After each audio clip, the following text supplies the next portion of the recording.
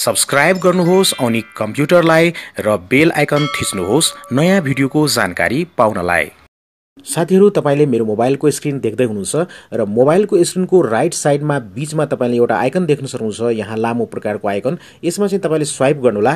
Swipe गर्ने बित्तिकै तपाईले यहाँ चाहिँ साइड बार ओपन भएको देख्न सक्नुहुन्छ। अब तपाईले यहाँबाट कुनै पनि एपलाई चाहिँ तपाईले ओपन गर्न सक्नुहुन्छ। जस्तै यहाँ फेसबुकलाई म ओपन गर्न गएको छु, यसमा म टच गर्छु र त्यसपछि तपाईले फेसबुक चलाउँदै हुनुहुन्छ भने तपाईले अब चाहिँ यो फेसबुकलाई क्लोज नगरिकनै तपाईले फेरि यहाँ साइड बार स्वाइप गर्नुहोला र तपाईले अर्को यहाँ एप्लिकेसन ओपन गर्न सक्नुहुन्छ। जस्तै युट्युब ओपन गर्न सक्नुहुन्छ। यहाँ चाहिँ त्यसमा तपाईले यहाँबाट युट्युब ओपन गर्न सक्नुहुन्छ। फेरि युट्युबलाई क्लोज नगरिकन तपाईले यहाँ चाहिँ स्वाइप गर्नुहोला र यहाँबाट तपाई ग्यालेरीमा आउन सक्नुहुन्छ। जुन जुन एप्लिकेसनहरु तपाईले यहाँ साइड बारमा एड गर्नुभएको छ त्यो एप्लिकेसन सजिलैसँग तपाईले यहाँबाट सजिलै ओपन गर्न सक्नुहुन्छ। जस्तै कि साइड बार ओपन गर्नको लागि यहाँ चाहिँ स्वाइप लेफ्ट गर्नुहोला। तपाईले यहाँ चाहिँ फेभरेट एपहरु देख्न सक्नुहुन्छ हैन। त्यसैले फेरि चाहिँ यहाँ स्वाइप लेफ्ट गर्नुहोला र तपाईले यहाँ सेटिङ्सहरु देख्न सक्नुहुन्छ। जस्तै यहाँ टच देख्न सक्नुहुन्छ, वाइफाई देख्न सक्नुहुन्छ, ब्राइटनेस देख्न सक्नुहुन्छ, यहाँ चाहिँ तपाईले ब्लुटुथ देख्न सक्नुहुन्छ। यस्तै गरी तपाईले यहाँ आफ्नो मोबाइलको सेटिङमा यहीबाट तपाई जान सक्नुहुन्छ। स्वाइप गरौँ। त्यसैले फेरि तपाईले स्वाइप राइट गर्नुहोला। तपाईले आफ्नो फेभरेट एपमा चाहिँ आउन सक्नुहुन्छ र यहाँ स्क्रिनमा फेरि स्वाइप गर्नुहोला राइट चाहिँ र तपाईले यसरी चाहिँ साइड बारलाई क्लोज गर्न सक्नुहुन्छ। हामी सबैजनाले मोबाइल चलाउँछौं र आज यो भिडियोमा साथीहरु म तपाईहरुलाई यस्तो प्रकारको एउटा सर्टकट बताउन गएको छु, जुन सर्टकटको माध्यमबाट तपाईले आफ्नो मोबाइललाई एकदमै फास्ट अपरेट गर्न सक्नुहुन्छ र एकदमै सजिलैसँग तपाईले आफ्नो मोबाइलमा इन्स्टल गर्नुभएको एप्लिकेसनलाई तपाईले ओपन गर्न सक्नुहुन्छ। नमस्ते, म हुँ ओनिक र अहिले तपाईहरुले हेर्दै हुनुहुन्छ ओनिक कम्प्युटर युट्युब च्यानल। यो च्यानललाई अवश्य नै सब्स्क्राइब गर्नुहोला साथीहरु, किन भन्दाखेरि यो च्यानलमा तपाईहरुले टेक्नोलोजी सम्बन्धी दैनिक रूपमा नयाँ भिडियोहरु नेपाली भाषामा वाच गर्न सक्नुहुन्छ। अब आजको विषयवस्तुतिर लागौं। यसको लागि चाहिँ मोबाइलमा सानो एप्लिकेसन इन्स्टल गर्नुपर्ने हुन्छ।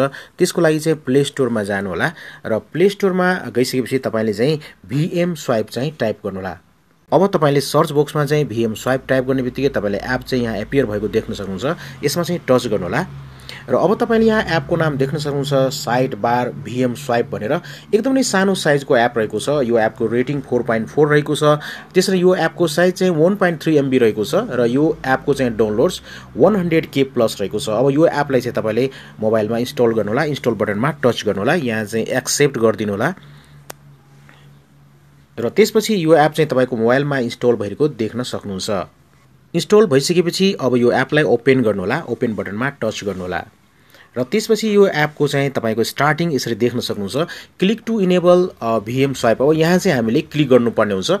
यो चाहिँ यो एपलाई इनेबल गर्नको लागि यहाँ चाहिँ तपाईले क्लिक गर्नुहोला र त्यसपछि यहाँ swipe image to run app भनिएको छ। यहाँ स्वाइप गर्नुपर्ने हुन्छ। यहाँ चाहिँ देख्न सक्नुहुन्छ। यहाँ तपाईले अब यहाँ चाहिँ तपाईले एड गर्न सक्नुहुन्छ।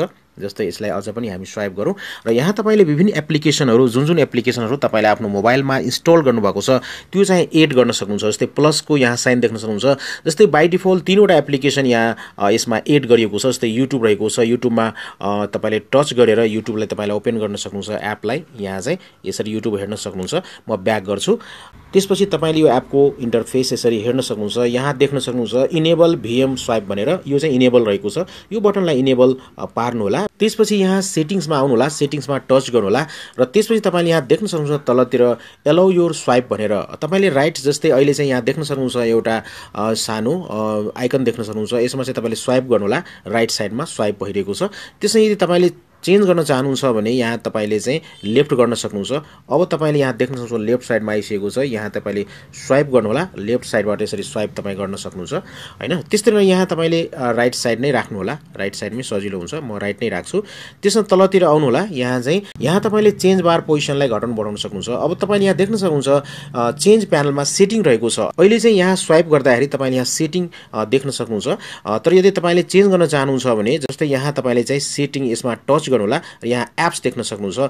अब तपाईले यहाँ यसलाई चाहिँ स्वाइप गर्दाखेरि तपाईले यहाँ चाहिँ एप्सहरु देख्न सक्नुहुन्छ। यहाँ चाहिँ त्यसपछि तपाईले यहाँ प्लसमा टच गरेर तपाईले आफ्नो मोबाइलमा इन्स्टल गर्नुभएको एप चाहिँ तपाईले यहाँ चाहिँ राख्न सक्नुहुन्छ, एड गर्न सक्नुहुन्छ यो साइड बारमा।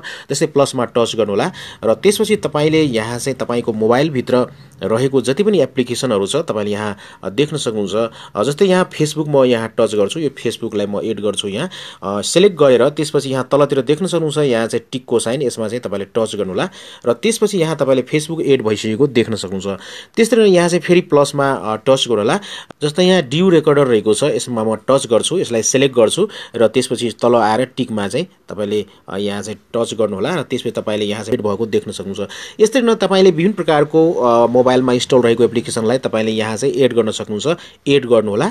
जस्तै तपाईले यहाँ थीम चेन्ज गर्न सक्नुहुन्छ। जस्तै अहिले चाहिँ थीम ब्ल्याक थीम रहेको छ, तपाईले यहाँ देख्न सक्नुहुन्छ। त्यस्तै नै यहाँ थीम चेन्ज गर्न सक्नुहुन्छ, ब्ल्याकमा यहाँ चाहिँ टच गर्नु होला र यहाँ तपाईले देख्न सक्नुहुन्छ म यो थीम राख्न गइरहेको छु। तपाईले यसमा टच गर्नु होला र त्यसपछि यहाँ चाहिँ तपाईले एप्लाई गर्नु होला। एप्लाई गरिसकेपछि अब तपाईले देख्न सक्नुहुन्छ यहाँ चाहिँ थीम चेन्ज भइसकेको छ। अब तपाईले यो साइड बारमा विभिन्न प्रकारको एप्लिकेसनहरू एड गरिसकेपछि यदि तपाईले रिप्लेस गर्न चाहनुहुन्छ भने यो आइकनमा अर्को एप्लिकेसन राख्न चाहनुहुन्छ भने तपाईले यसमा चाहिँ सिम्पली यसमा लङ प्रेस गर्नु होला। लङ प्रेस गरिसकेपछि तपाईले यहाँ चाहिँ एउटा आइकन देख्न सक्नुहुन्छ, आइकनको माथि यसमा चाहिँ तपाईले टच गर्नु होला। जस्तै म त्यो एप्लिकेसनको ठाउँमा चाहिँ रेडियो राख्न गइरहेको छु, यसलाई चाहिँ सिलेक्ट गर्नु होला। सिलेक्ट गरिसकेपछि तलतिर तपाईले यहाँ टिक देख्न सक्नुहुन्छ, टिकमा चाहिँ टच गर्नु होला र त्यसपछि तपाईले देख्न सक्नुहुन्छ पहिलो एप्लिकेसनको ठाउँमा चाहिँ यहाँ रेडियो आइसकेको छ। यसरी साथीहरु तपाईले आफ्नो मोबाइलमा चाहिँ मल्टिटास्किङ चाहिँ गर्न सक्नुहुन्छ र कुनै पनि एप्लिकेसनलाई एकदमै सजिलो तरिकाबाट तपाईले चाहिँ ओपन गर्न सक्नुहुन्छ। हस् साथीहरु, यो भिडियो यहाँहरुलाई कस्तो लाग्यो पक्कै पनि कमेन्टमा लेख्नु होला र यो भिडियोलाई लाइक गरिदिनु होला, त्यस्तै नै सोशल मिडियाहरुमा चाहिँ शेयर गरिदिनु होला। अन्तमा जाँदै साथीहरु तपाईहरुलाई एउटा सानो अनुरोध गर्न चाहन्छु, सदा चाहिँ ओनिक कम्प्युटर युट्युब च्यानललाई सब्स्क्राइब गरिदिनु होला र त्यस्तै नै बेल आइकनमा टच गर्न नबिर्सनु होला नयाँ भिडियोहरुको नोटिफिकेसन सबभन्दा पहिले प्राप्त गर्नको लागि। तपाईहरुको समय शुभ होस् भन्दै आजको यो भिडियोबाट बिदा लिन चाहन्छु। टेक केयर, गुड बाइ, जय नेपाल।